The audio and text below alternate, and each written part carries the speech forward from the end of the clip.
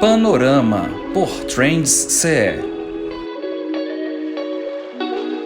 Olá, eu sou Mauro Benevides Neto, sou advogado tributarista. Vim falar com vocês hoje um pouquinho sobre o andamento da reforma tributária. Esse assunto tá na mídia, está nos jornais, impacta na nossa vida. Então, eu fiz questão de aproveitar esse convite e poder atualizar todos e trazer informações que são relevantes com relação ao que está acontecendo, em que pé que está, o que vai mudar, né? O que a gente está vendo que é bom e importante, o que merece nossa atenção. E vamos lá. A reforma tributária hoje, ela é uma reforma de simplificação. Ela não é uma reforma que vai mudar muito os conceitos, a forma de tributação do país, não tem uma novidade, uma mudança muito radical. Não. Ela vem mais para simplificar. A ideia dela é juntar alguns tributos das três esferas de entidade pública que nós temos. Seria a União, Estados e Municípios. Ela vai pegar os dois da União, PIS e COFINS, aliás, os três da União, PIS, COFINS e IPI, vai pegar o ICMS dos estados e o ISS dos municípios. Vai juntar tudo, vai virar um imposto só. De forma que toda legislação com relação a cada tributo, como que você tem que apurar, o que é crédito, o que é débito, isso tudo vai virar uma legislação única, né? Vai ser uma coisa só. Então, nesse aspecto, simplificando, é uma coisa boa. Diminui custo com contabilidade, diminui custo com o pessoal interno, então você vai permitir que as empresas possam focar realmente nos seus negócios. A gente entende que poderia até ter um pouco mais, mas como é um assunto muito delicado, toda mudança tem impacto tanto para as empresas como para os poderes públicos, então a gente já entende que a oportunidade de mudar, simplificar, ela já é boa por si só. Pois bem, mas, Paulo Neto, como é que está o andamento disso hoje? Foi montado uma equipe na Câmara dos Deputados, são 12 deputados que estão avaliando e ouvindo as entidades de classe, e aí entende-se todas as entidades, por exemplo, já teve conversa com a CNI, Confederação da Indústria, Confederação do Comércio, o setor de serviços já foi ouvido, o setor do agronegócio também já foi ouvido, enfim, todos sendo ouvidos para que a legislação possa vir não de uma forma de cima para baixo, mas uma forma debatida, conversada. Enfim, a proposta está sendo essa e a condução dos trabalhos, por enquanto, está sendo essa. Pois bem, a ideia é fazer uma alíquota única, um imposto único, que está sendo chamado de IVA, e englobando tudo isso, ela vai permitir que haja uma arrecadação única num cofre só e que depois seja feita uma distribuição de acordo com a parte de cada estado, né?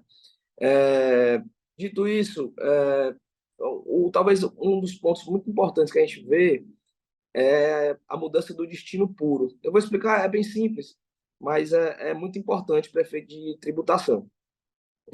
Hoje, quando a gente tem vendas dentro do nosso estado, eu tenho uma loja dentro do Ceará, dentro de Minas Gerais, dentro do Rio Grande do Sul, e ela vende para uma pessoa que está dentro do mesmo estado, o imposto fica 100% com o estado. Vendedor, comprador, tudo lá, beleza. Mas, quando a gente tem uma venda entre estados, eu tenho um vendedor de São Paulo, eu tenho um vendedor do Sul, um comprador do Norte, do Nordeste, ou vice-versa, esse imposto hoje ele é compartilhado. Parte fica para um estado, parte fica para outro. No IVA, hoje, na proposta que está colocada hoje, a arrecadação vai ficar 100% para o estado que está consumindo, onde está o comprador, né? Isso vai ser bom no primeiro momento para os estados que são consumidores, Norte e Nordeste, a maioria são estados que mais consomem e produzem, de forma que haveria uma perda de receita, poderia haver uma perda de receita para estados que são produtores, né? Então, para evitar que haja uma perda de receita, assim, vai ser instalado esse conceito. Então, vai funcionar assim.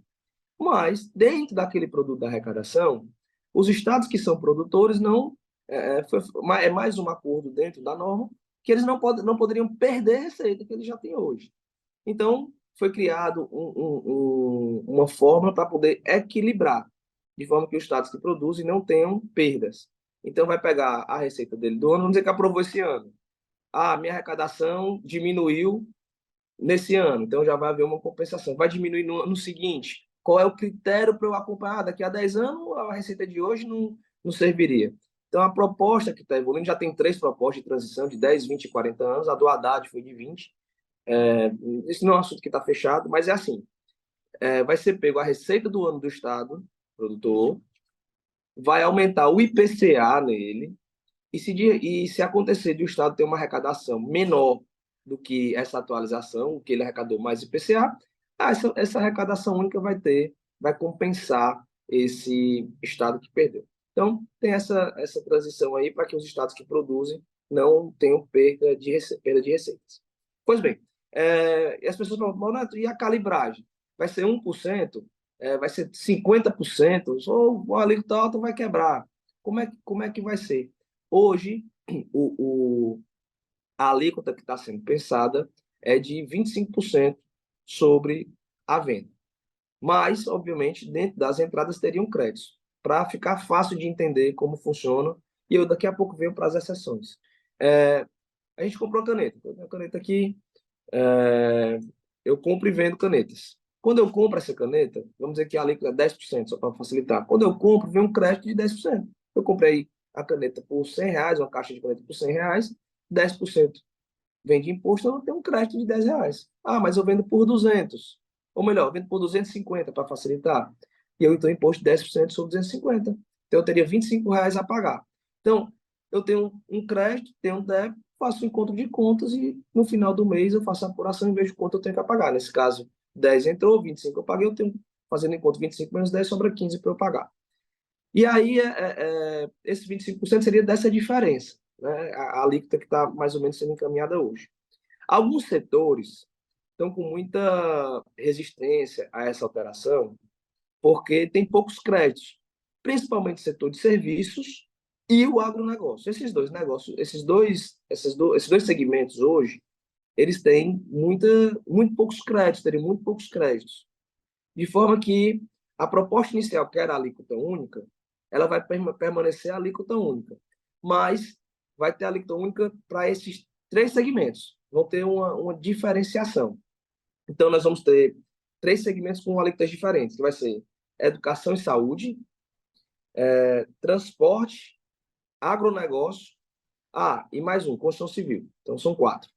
Então, a ideia hoje que já não está na proposta, mas está 99% acordado entre o Poder Legislativo e os setores, de que para eles haverá uma alíquota. Porque como eles não têm crédito, a tributaria ficaria muito pesada e o resultado seria um aumento pesado da carga tributária, que hoje não é o foco dela, né? A conversa ela se passa mais sobre uma simplificação, mas mantendo o que é arrecadado. Essa é o diálogo, né? A proposta. Então, a proposta é essa, o percentual é esse, vai ter essa diferença.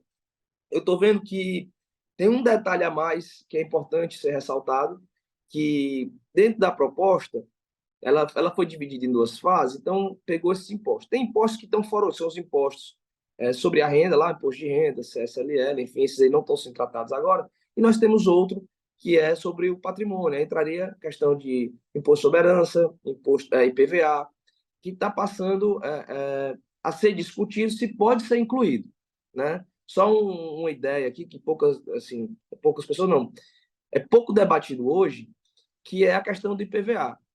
Você tem o seu Celta 2012, o seu Renault Clio, Sandero, o carro que você tiver, e se não, tem um carro melhor, tem um Porsche, tem uma Ferrari, qualquer carro que você tiver, o imposto de propriedade de veículo automotor, IPVA, você paga.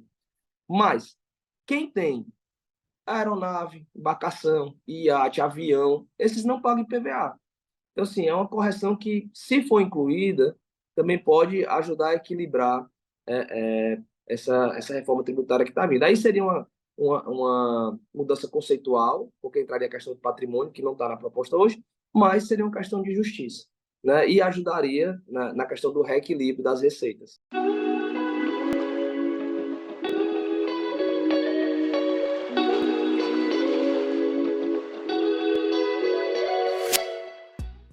Inscreva-se no nosso canal, ative o sininho e fique por dentro dos melhores conteúdos.